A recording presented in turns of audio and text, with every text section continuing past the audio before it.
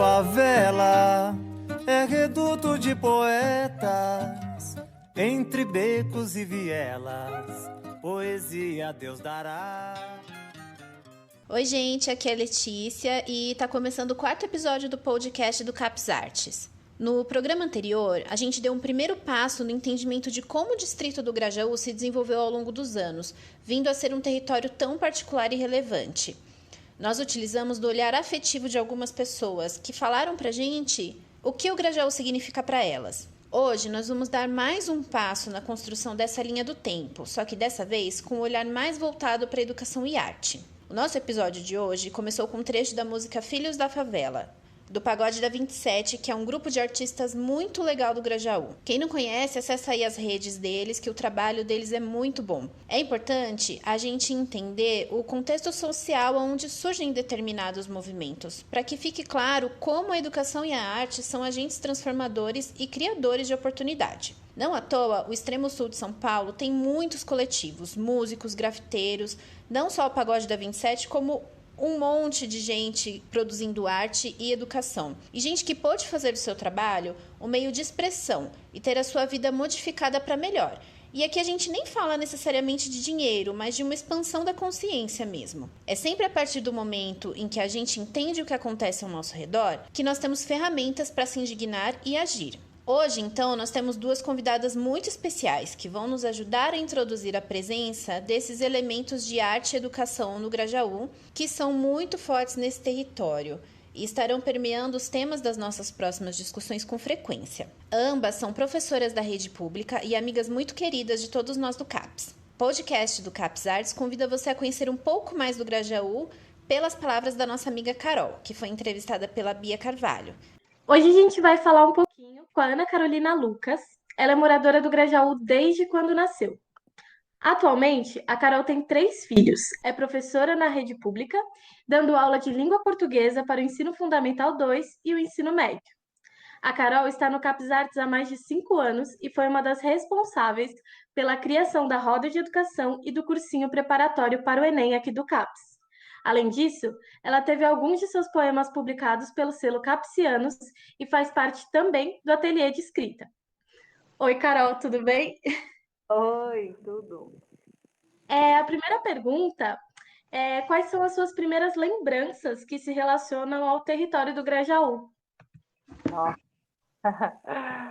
Ai, são muitas memórias, assim. Eu lembro que eu era muito criança e, assim, o que eu me lembro bastante eram os pontos de ônibus, né, com aquelas madeiras fincadas no chão, né?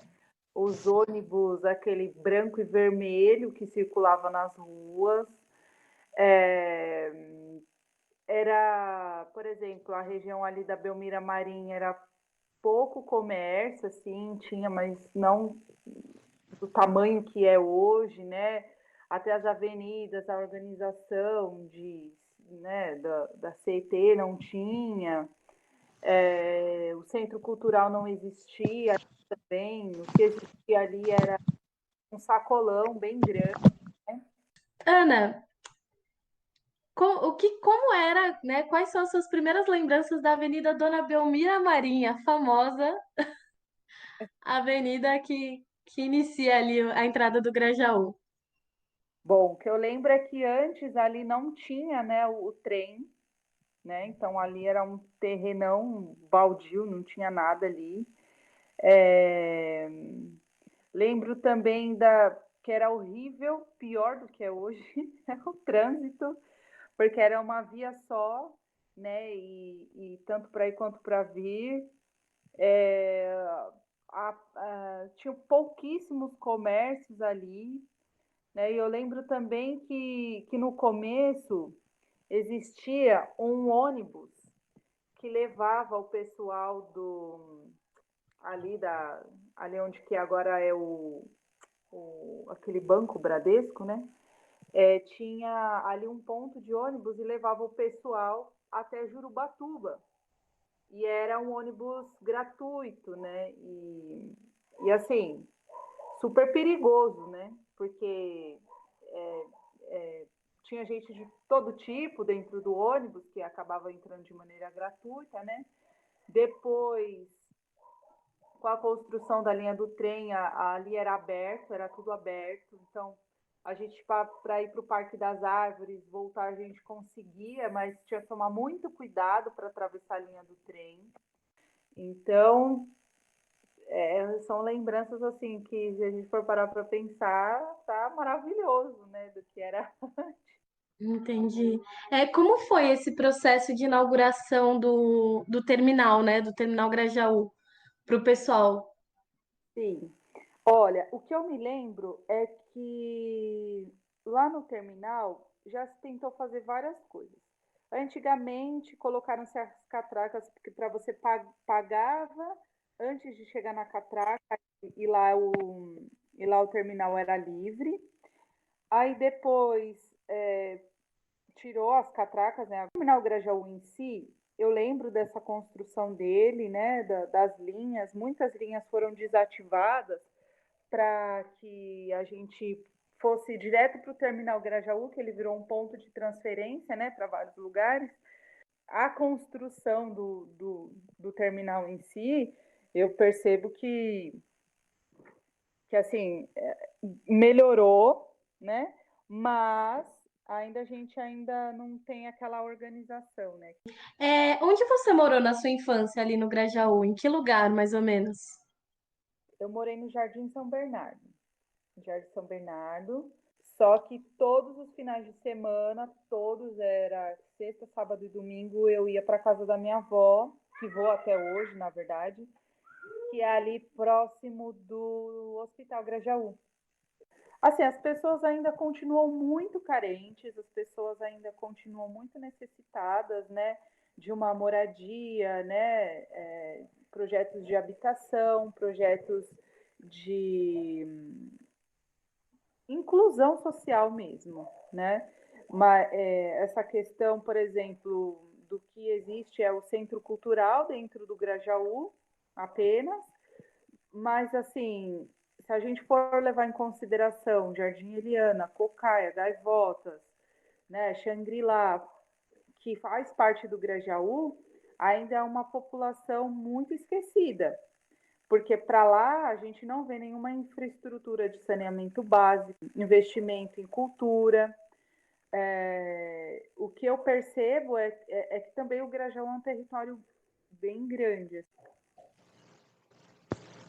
Então, eu pensei bastante sobre isso também, que você falou sobre a questão da população do Grajaú, e o interessante é que quando você procura na subprefeitura, por exemplo, Grajaú e Cocaia são dois bairros diferentes.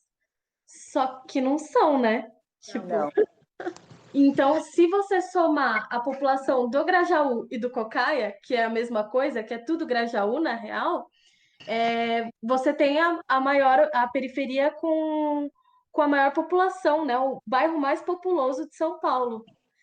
história do Grajaú, né? Então, se a gente for pegar a extensão territorial do Grajaú, ele vai até um pouco antes do Varginha, até quase Cidade Dutra por ali, né? Então é muita gente.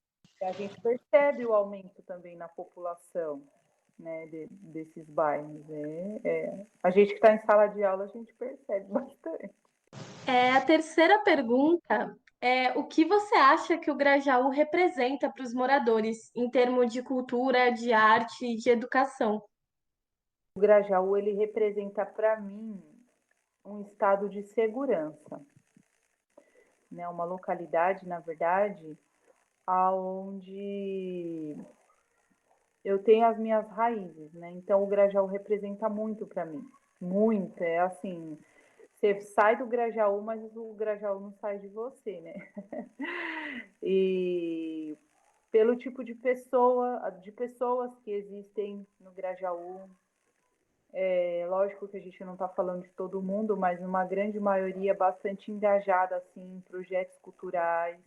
Muitas pessoas que eu conheci que são linha de frente em questões sociais, né, que abraçam a causa do outro, fazem a própria cultura, têm uma consciência, né, da própria classe, mas ela não admite, não aceita ser menosprezada por isso, né? Então, eu sinto assim um perfil do povo grajaúense, né? Aquela coisa de a gente faz a nossa própria lei, né? As nossas próprias características, vamos dizer assim. Porque são pessoas que são muito autênticas naquilo que fazem, né? E eu sou apaixonada, né, pelo Grajaú, então eu me identifico muito.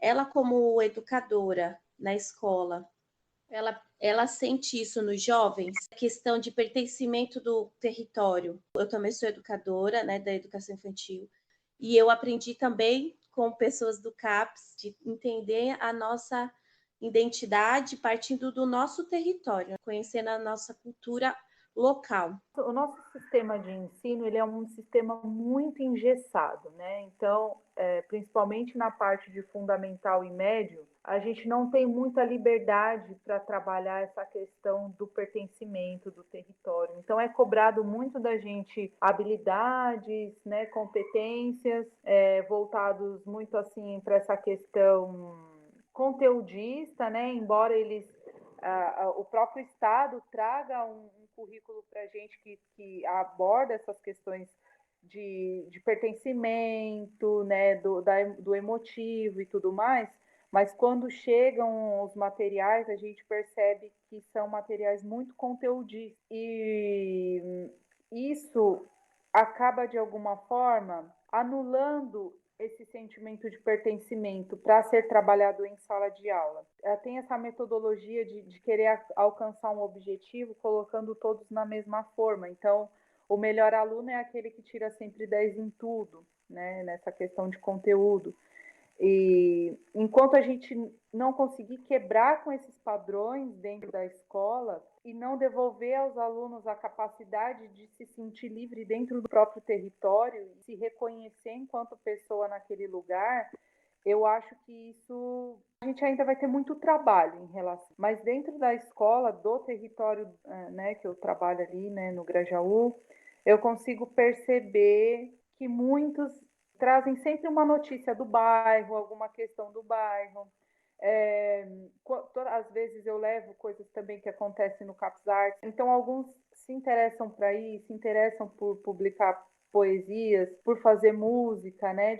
Mas com conteúdos bem específicos do local. Eu gostaria muito que isso fosse maior do que ele é hoje. Isso traria muita força, e muita força para dentro da periferia é muito perigoso, né? É essa a minha visão, assim, que eu tenho. Nossa, acho que foi perfeito, né? Eu acho que você já falou tudo. E eu agradeço muito pela sua participação, porque foi muito incrível, de verdade. Agradeço, adorei, de verdade, adoro. Que envolve as nossas raízes, né?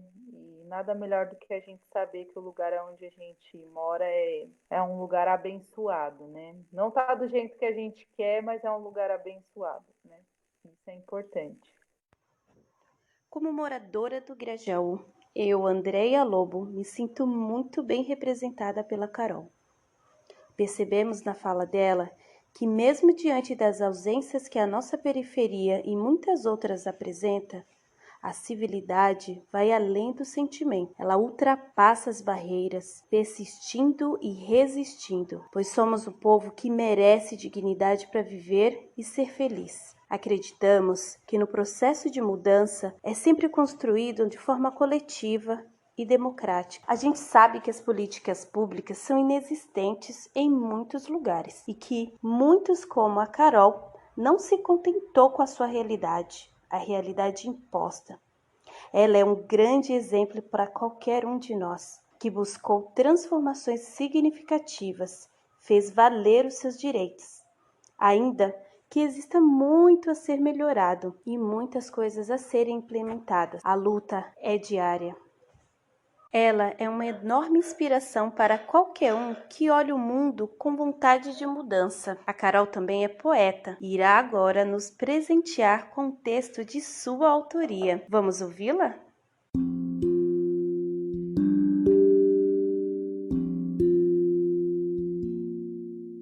E eu escolhi esse poema porque eu acredito que ele me trouxe coragem para postar todos os dias no meu Instagram uma poesia, porque eu acho que o mundo precisa de poesia. Então ele é assim, ó. Sentir a sua própria essência, caminhar com seus próprios pés, ouvir com seu coração e enxergar com a sua intuição. São formas de se assumir, são maneiras de se fortalecer e de se apoiar na maior força que existe, você. Às vezes se reconhecer dói, pois também começamos a enxergar nossos defeitos que nos aprisionam. Mas, e daí? Quem é perfeito? E aos poucos tomamos consciência de que o erro faz parte, e é este erro que nos impulsiona, nos molda e nos fortalece dentro da beleza que existe em cada um de nós.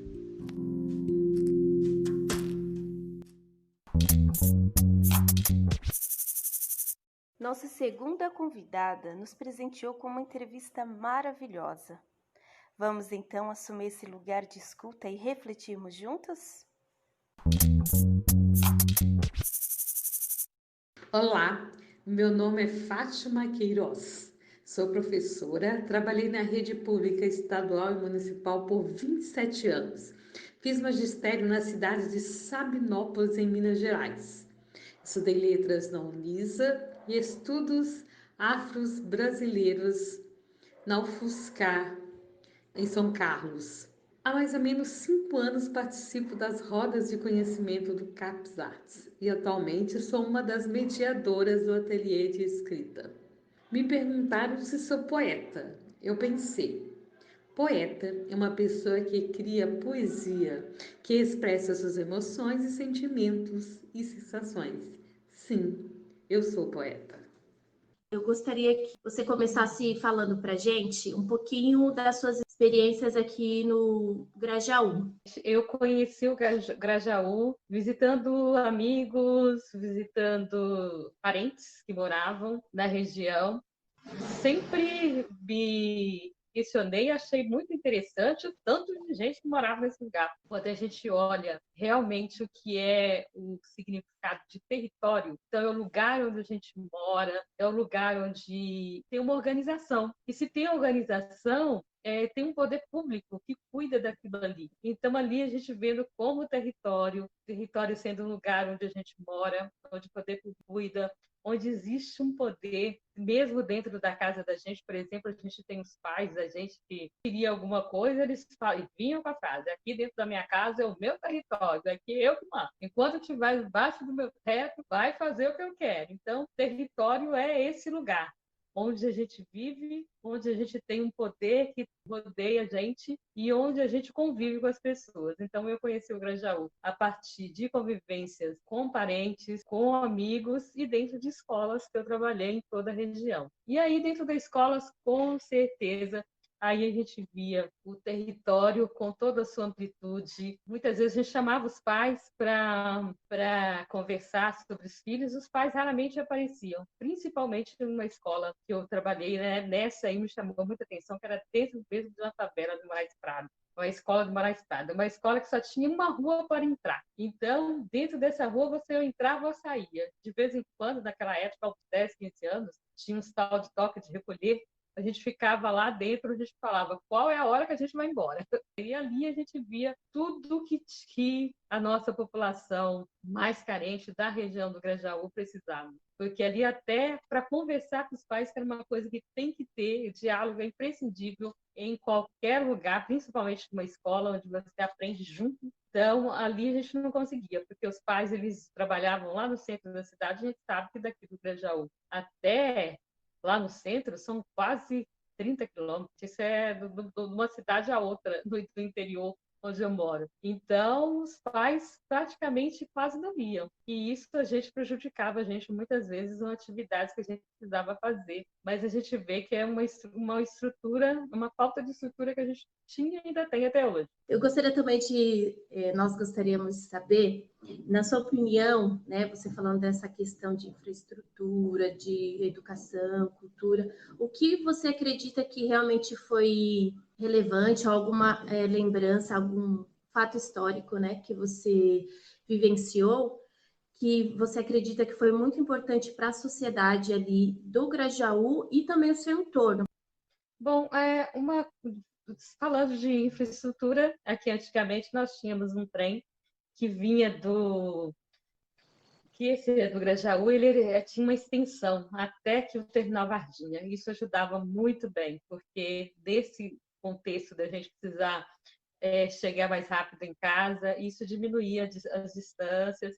Quando o tempo acabou com isso, prejudicou bastante a gente, porque aí a gente via que agora a gente tem que pegar um ônibus para ir até o Terminal Varginha, do Terminal Varginha ir até o Grajaú, para daí você sair para as outras partes da cidade. E dentro da escola também, o que sempre me chamou a atenção e que me deixou triste, que sempre me deixou triste, me deixa até hoje, que isso nunca mudou, foi dentro da escola você chegar numa segunda-feira e fazer a chamada e não tem mais uma aluna ali, principalmente quando dá no ensino médio. Ele chegava no outro dia, cadê fulano? E os meninos falavam, ih, professora, morreu, não vem mais a aula. Tem um livro chamado Guerra Civil, do Luiz Mir. Ele é um médico do Hospital das Clínicas. O livro dele tem 920 páginas, que escreveu no ano 2000 e é como se tivesse escrito ontem. Exatamente tudo do mesmo jeito.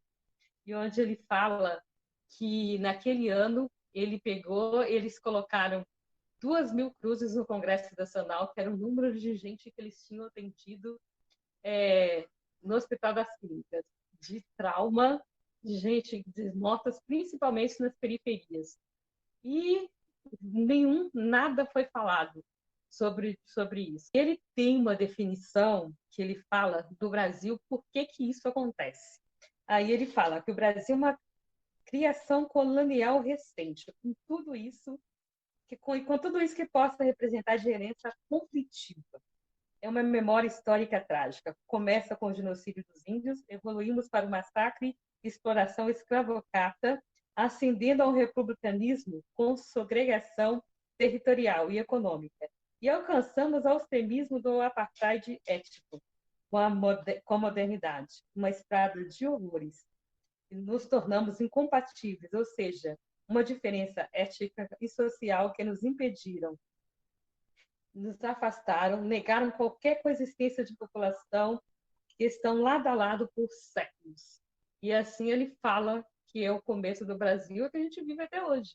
Então, essa afastação, o que acontece com os nossos jovens negros, principalmente negros, que a maioria são pobres, que moram na periferia, pobre e negro. Então, é um genocídio que isso dos anos 2000, antes disso, e não para.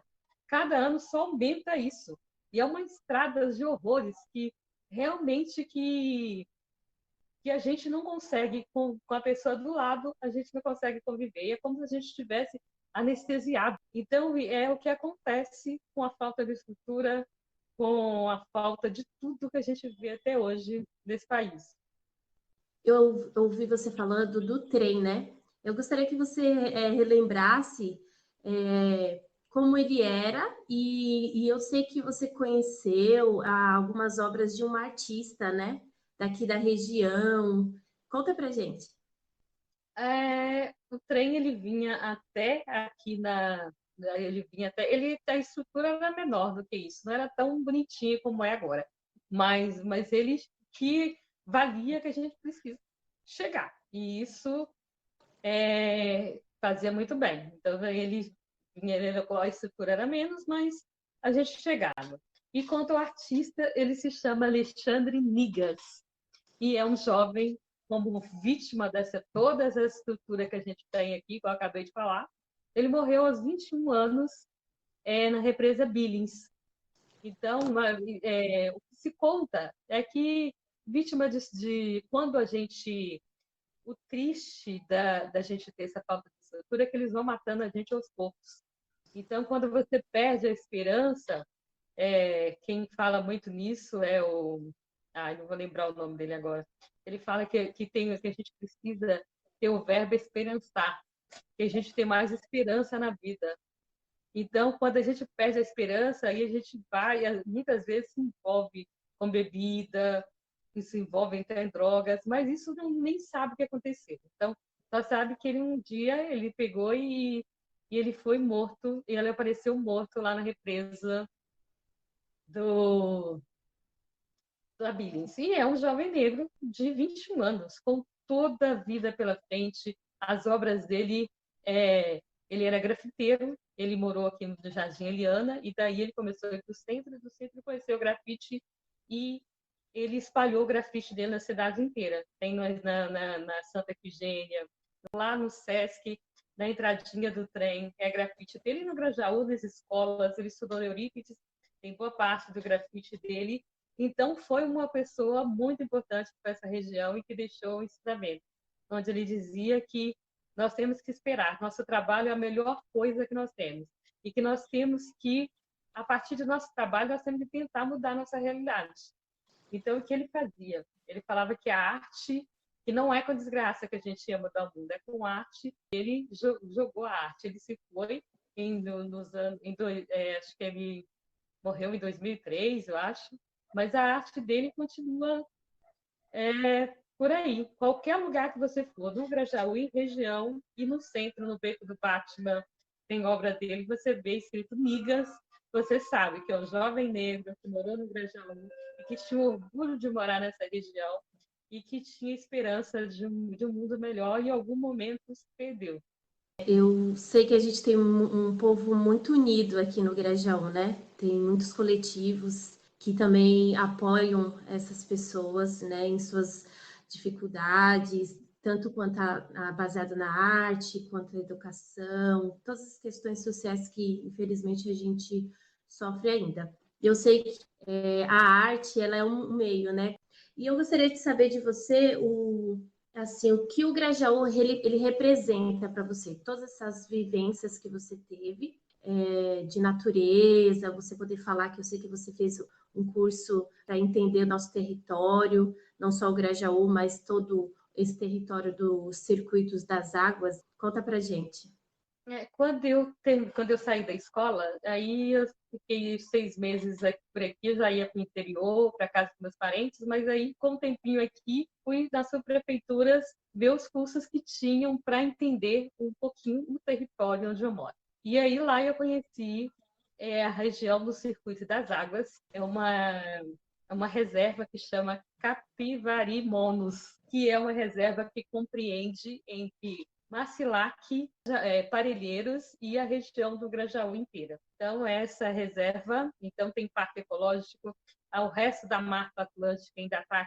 Então, nós somos rodeados pela empresa Billings e Guarapiranga, e todas as nascentes dos rios estão aqui no Macilac, Barragem, nesse entorno aqui. Então, esse circuito das águas compreende tudo que a gente tem de verde e o que dá a gente esperança para que a gente, usando isso aqui, a gente possa atrair o turismo para a região.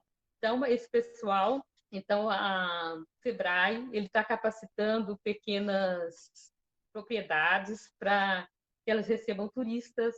Então, tem uma jardineira que sai aqui do Centro de Apoio ao Turismo, que fica aqui no Sistema da Varginha.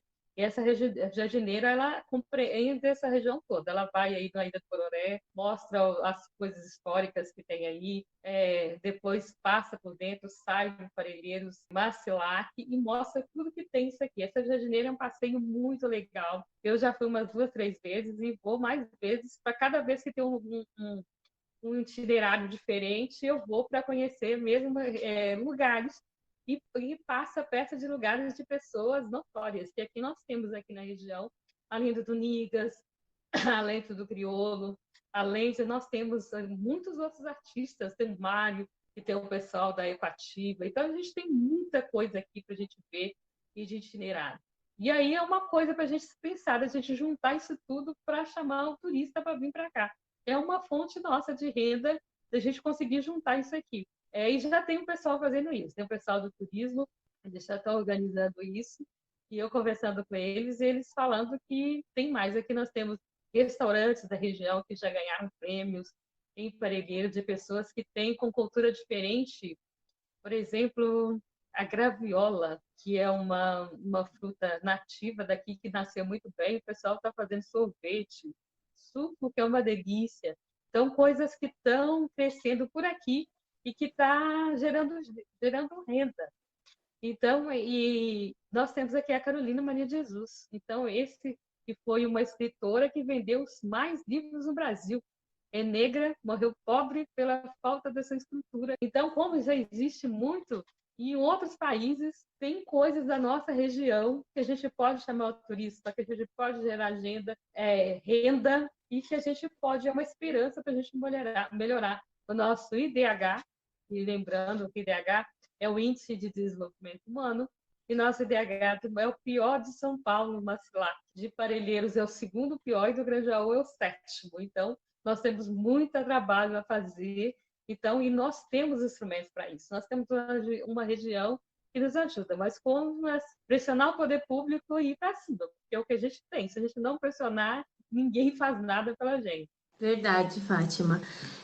Essa questão de poder lutar por uma qualidade de vida melhor e melhorar esse índice, né, de IDH, realmente é muito importante. Então, eu acredito com a união de cada um fazendo a sua parte, no que é possível, a gente vai conseguir não só melhorar a qualidade de vida, mas ensinar o nosso povo a reconhecer o nosso território, né? Porque muitas vezes as pessoas não conhecem, não reconhece a potencialidade que tem o nosso território, como você deu alguns exemplos aí. Nós agradecemos, nós todos da equipe podcast.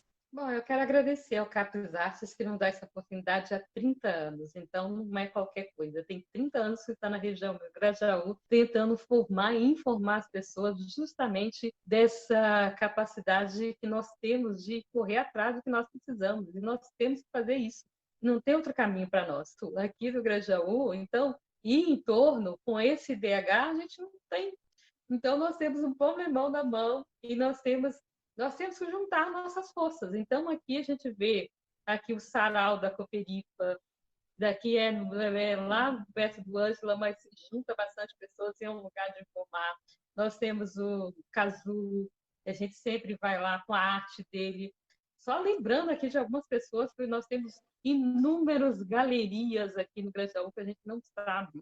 Coisas que a gente vai no centro procurar e aqui a gente tem aqui do lado. Então, nós temos que juntar nossas forças, catalogar esse negócio aí, catalogar todos os que nós temos e juntar nossas forças para a gente falar que não tem outro jeito. Nós temos que lutar. Sentar e chorar não vai adiantar. Acho que é o Karnal que fala que existe, que a gente tem a única certeza que a gente sabe que a gente vai nascer e vai morrer. Então, o Karnal é o Cortella que fala isso.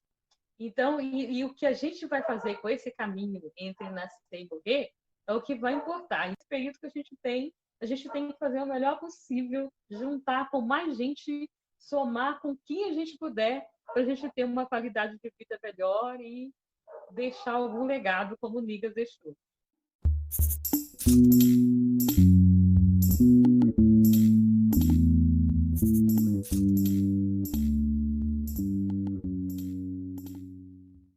A Fátima, durante a entrevista, cita algumas desigualdades que não cessaram desde a colonização do nosso país, né? Ela nos faz refletir muito sobre como, apesar de polo cultural, o Grajaú é uma periferia. E assim como todas as outras periferias, ainda é alvo de violências, desigualdades e injustiças sociais. Eu acho que é exatamente a isso que a nossa arte periférica resiste. Porque quando a gente fala de resistência, a gente fala também de força, de potência. A Fátima traz também um assunto muito importante e sério, que são as desigualdades territoriais que temos aqui na nossa cidade de São Paulo e em todo o mundo. Quando ela nos diz sobre a dor de perder um jovem aluno, a gente começa a pensar em quantas mortes de jovens periféricos são noticiadas e quantas delas são simplesmente silenciadas. A morte também é uma realidade para todos.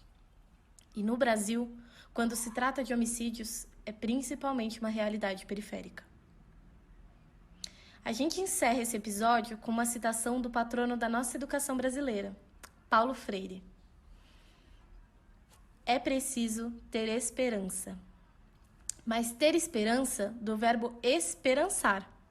Porque tem gente que tem esperança do verbo esperar. E esperança do verbo esperar não é esperança, é espera. Esperançar é se levantar. Esperançar é ir atrás. Esperançar é construir. Esperançar é não desistir. Esperançar é levar adiante. Esperançar é juntar-se com outros para fazer de outro modo. Eu acredito sinceramente que essa fala representa bastante os objetivos do nosso Capes Artes. Para a gente esperançar uma comunidade mais ética e consciente, é necessário a gente começar a pensar no coletivo. Como diz o nosso querido Paulo Freire, juntar-se com outros para fazer de outro modo. A gente não está feliz com todas as injustiças sociais que acontecem todos os dias no mundo inteiro. Mas esperançar é sonhar coletivo, dar as mãos e aprender a fazer. Assim como espaço de escuta, esse podcast é também um espaço de memória. E é por isso que dedicamos esse episódio a todos os artistas do Grajaú que, assim como Nigas, eternizaram suas percepções e afetos neste território e além dele. Eu sou a Bia Carvalho, do podcast do Capes Artes. Espero que estejam bem e se cuidem. Até o próximo programa.